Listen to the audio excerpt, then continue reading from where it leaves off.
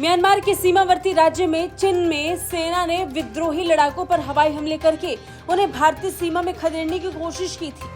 Myanmar में junta की सेना और विद्रोही लड़ाकों की ताजा लड़ाई के बीच हुए हवाई हमलों के बाद भारत की केंद्रीय खुफिया एजेंसी भी इस घटनाक्रम पर नजर बनाए हुए है।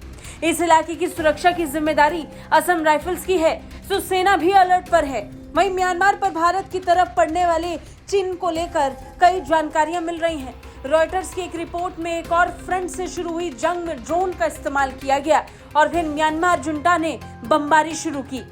रॉयटर्स को 22 साल के म्यांमार विद्रोही सेनानी ने बताया कि उसने अपने दर्जनों साथियों के साथ सुदूर चीन राज्य में एक पहाड़ की चोटी पर स्थित सैन्य शिविर पर जाकर हमला किया। विद्रोही लड़ाकों और कमांडर्स ने बताया कि उन्होंने भारत के मिजोरम राज्य के साथ म्यांमार की सीमा के पास ख्वाबमामी सैन्य शिविर में लड़ाई लगभग 12 घंटे तक लड़ी।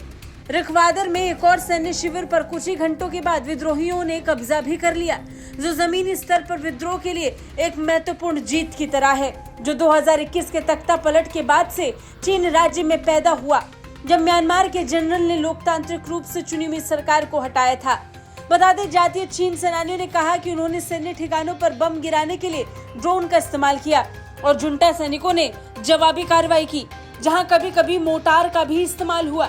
ये घटनाक्रम म्यांमार के उत्तरी राज्य में सेना और ब्रदरहुड अलायंस के नाम से जाने जाने वाले 3 जातीय विद्रोही समूह Ta'ang National Liberation Army, Arakan Army, Myanmar National Democratic Alliance Army के गठबंधन के बीच कई दिनों की लड़ाई के बाद हुआ। इनके पास 15,000 लड़ाके हैं। स्वायत्तता और संसाधनों की मांगों को लेकर म्यांमार की सेना के साथ नियमित रूप से लड़ते रहे हैं। बता दें, चिनेश्वे हाफ के लोग अब जगह छोड़कर भाग रहे हैं और 90 किलोमीटर पश्चिम में हसेनवी में शरण मांग रहे हैं। वहीं संयुक्त राष्ट्र ने इसे लेकर कहा कि ये लड़ाई बढ़ती गई तो हजारों लोग विस्थापित होंगे। अब इस युद्ध का अंजाम ये हुआ कि वहां पर रह रहे लोग अब देश छोड़कर भाग रहे हैं। इनमें से कई लोग चीन में जाकर बस गए, कई भारत में घुस गए, कई इंडोनेशिया में भी गए हैं।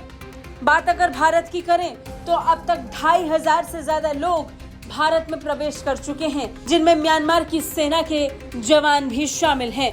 ब्यूरो रिपोर्ट, भारत तक।